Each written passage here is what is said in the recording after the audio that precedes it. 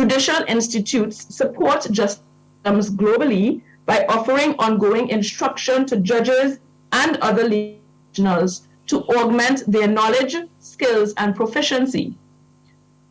Key partners, the National Center for State Courts, defines judicial education as programs, units, or centers within courts or court systems that provide education and training to judges and also court personnel.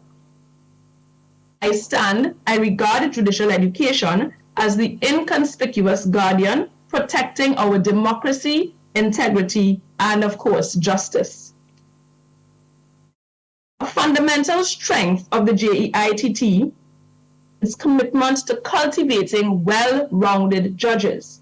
This unique approach to judicial education concentrates on enhancing the judge's expertise and abilities across various dimensions. In the past, judicial education primarily revolved around the old school way of doing judicial education, specifically law in terms of training and development. Sessions focused on judicial proficiency, ethics, civil and criminal law.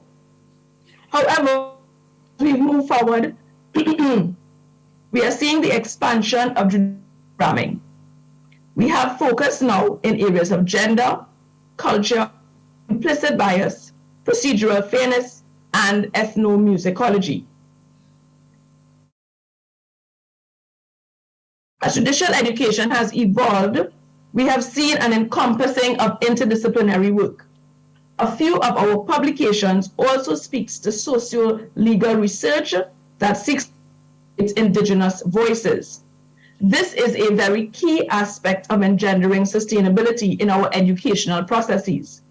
It speaks to inclusivity, ownership, local knowledge, very critical elements to the project of authenticity and longevity in business operations. It is important to note, as our professor would have noted recently, that we must also document our sustainability projects. We must create dashboards to measure so that we can give this information back to our publics. Training and delivery has broadened to include subject matter experts from fields beyond law, creating opportunities for professionals in the fields of digital currency, human rights, linguists, and anthropologists, all of who have now been able to connect research to the legal sphere. Let us note here the importance of continuing and development to sustainability practices within our business mandates. Judges have also broken the one-track mold of legal qualifications, and they are now trained across disciplines. This, of course, has been able to inform best practice and corporate governance. An example of this is the fact that our Chief Justice is not just a judge, but he's also an engineer, while our chairman also triples as judge, former principal, and former C-suite professional. These leaders embody what it means to be transformational. They are able to implement methodology to the workings of the organization for process improvement and reform. Without question, interdisciplinary infusions aid professionals in developing new skills and expertise in areas such as data analysis, thinking, and stakeholder engagement, all of which are critical to addressing matters of sustainability. This can enable a business to and implement more effective strategies leading to improved environmental and social performance and overall enhanced competitiveness.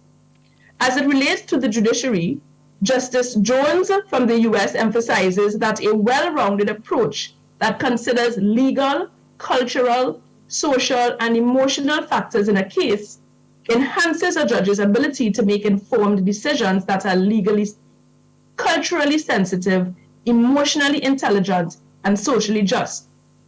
A judge that is able to embrace such a broad perspective is one who will not only make an excellent decision, but create for a sound bench.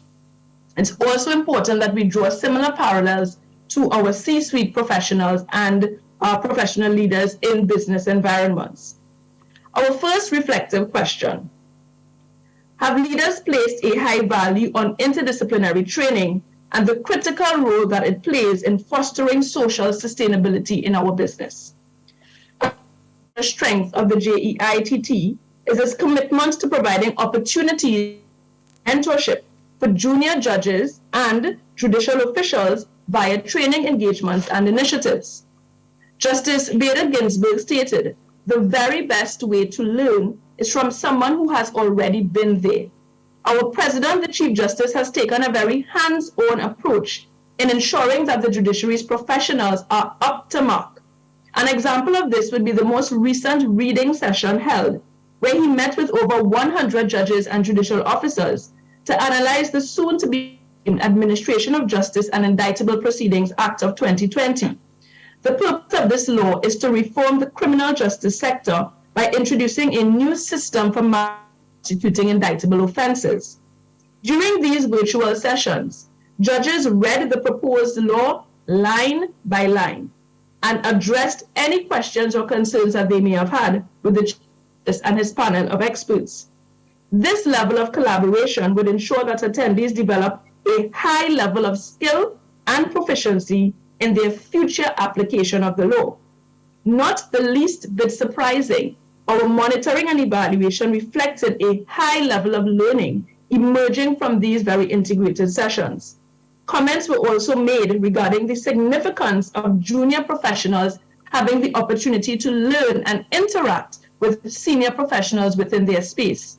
Effective mentorship is a key component of sustainability as it empowers individuals to grow, learn, and lead in a way that creates positive impact both on people and on the planet. Our reflective question number 2, how important is mentorship to achieving sustainability within our respective sectors? Do we have established mentorship programs? Establishing robust long-term relationships is another key and essential aspect of promoting sustainable business practices within judicial education, as it fosters and promotes knowledge sharing and facilitates effective communication. By individuals and organizations can achieve more viable outcomes, and essentially many of these things we are not able to experience on our own. To support this vision, we have provided judges with the opportunity to create meaningful spaces for connectivity and wellness, a very important word that we're hearing about today. Beyond discussing the law or jurisprudence, training highly participatory components such as icebreakers, group exercises, and mixers. Fundamentally, when judges connect with each other, they can learn from personal experiences and gain new insights. They are able to build relationships and establish broader professional networks. We have been able to events such as karaoke competitions, game days, and fun runs to promote emotional health and wellness and well-being, continuous learning, and professional development. These events can be especially important for judges who sometimes work in isolation or are forced to live very closed lives for security reasons. Again, Judge Ginsburg states that judges should spend time together, not only to learn from each other, but also to develop a sense of collegiality that fair administration of justice. These initiatives and events foster fun, they promote knowledge sharing, and again, effective communication. This is also important for replication into the corporate sphere. When professionals are healthy and engaged, they are better equipped to perform. The organization is also better equipped to retain said talent, critical to building sustainable business. Our reflect. Do we prioritize authentic relationships and connections as key features of leadership and sustainability? If yes, what are we doing to expand these networks for greater opportunity? During the pandemic, the judiciary faced significant challenges. With a population of only 1.4 million people, our country never ever experienced a health crisis of this magnitude, leading to great fear. However, under the shrewd leadership of our Chief Justice, we responded quickly, implementing a work-from-home policy, establishing an internal medical response team that was separate and apart to the larger system. And of course, we shifted all of our courts and trainings to online platforms. Our organization was able to adapt quickly. However, we still faced some challenges.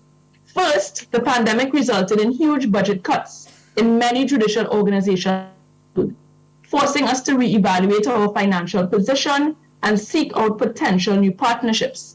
Second, the sudden shift to virtual learning had a profound impact on our judges, including challenges with time management, technophobia, feelings of isolation, and burnout.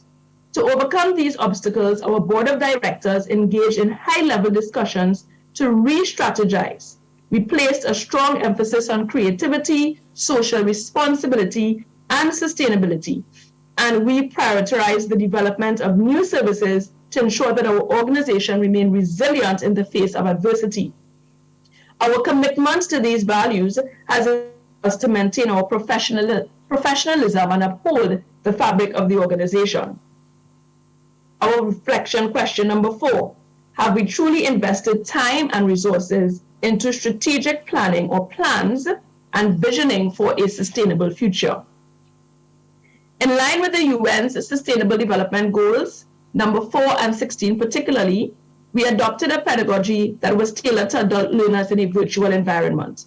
Experiential online training courses, learning options, virtual workshops, collaborative learning opportunities, and flexible scheduling were curated to ensure inclusion and equitability in all of our training offerings. We transformed our approaches to ones that encourage digital communication and ongoing collaboration. Williams and Shepard found, particularly for senior professionals, focus had to be given to building virtual communities, that peer-to-peer interactions. We accomplished this by working closely with our judicial trainers to create engaging and exciting content in the form of videos, lectures, games, dramatic presentations, case studies. Our training team also encouraged deep alliances with facilitators, which came in the form of peer-to-peer learning, mentoring, peer review before sessions, pre-meetings, post-meetings. We also provided training feedback. This was done by establishing a virtual help desk, personalized guidance in the art of delivery, post-session evaluations, and of course, engaging in online e-learning. Our commitment to both the environment and significant financial investments into updating our infrastructure to create. These rooms are equipped with e-learning technology, interactive whiteboards, touchscreens. By using these tools, we aim to deliver